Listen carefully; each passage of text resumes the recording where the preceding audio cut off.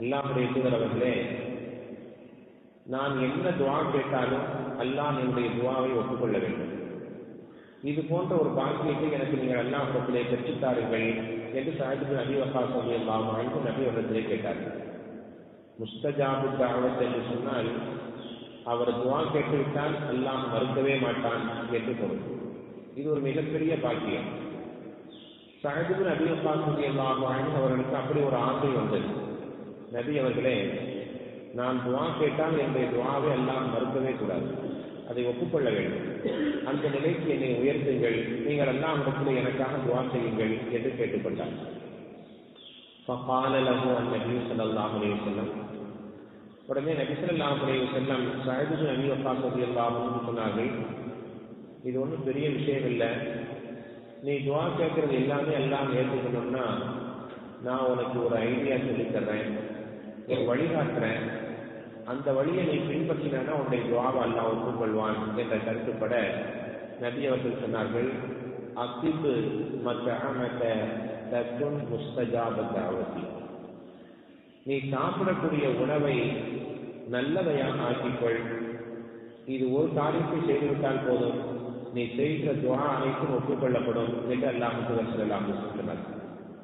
அக்திபு மத்அமக, நீ சாப்பிடுகிற உணவை தையிபாக நல்லதாக நீ ஆக்கிக்கொள், ஹலாலானவையாக ஆக்கிக்கொள், சுத்தமானவையாக ஏற்படுத்திக்கொள். அப்படி இருந்தால் தகுன் முஸ்தஜாப தஅவதி, நீ துஆ ஒப்புக்கொள்ளப்படக்கூடிய மனிதனாக நீ உயர்ந்து விடுவாய் ரசூலுல்லாஹி ஸல்லல்லாஹு அலைஹி வஸல்லம் சொல்லிவிட்டு, சில நேரங்களிலே ஹராமான உணவுகளை சாப்பிடுகிற போது அல்லது அல்லாஹ்வால் தடுக்கப்பட்ட வழிகளிலே சம்பாதிக்கப்பட்ட உணவுகளை சாப்பிடுகிற போது மனிதனுக்கு என்ன பாதிப்பு ஏற்படுகிறது என்பதையும் பெருமான் ஸல்லல்லாஹு அலைஹி வஸல்லம் அந்த நபிமொழியினுடைய தொடரிலே வளர்க்கிறார்கள்.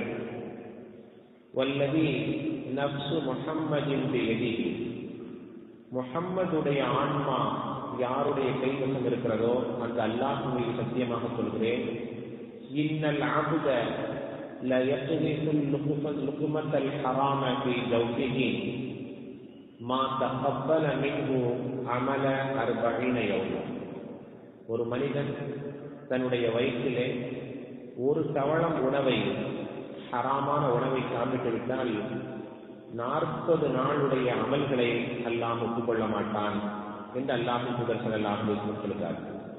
சில நபிமொழிகளிலே 40 நாட்களுடைய தொழுகை என்று வருகிறது.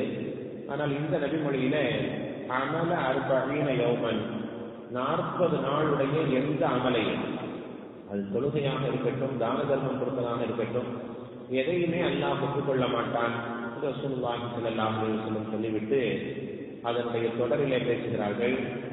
ஐயுமா அப்தின் நபத லஹ்முஹு மினஸ் சுஹ்தி வர்ரிபா ஃபன்னாரு அவுலா பிஹி, எந்த அடியான் தன்னுடைய உடலை ஹராமான உணவின் மூலமாக அல்லது வட்டியின் மூலமாக தன்னுடைய உடலை யார் வளர்க்கிறானோ அவனுக்கு நரகத்திற்கு அவன் செல்வதுதான் ரொம்ப தகுதியானவன் என்று அல்லாஹ் ஸல்லல்லாஹு அலைஹி வஸல்லம்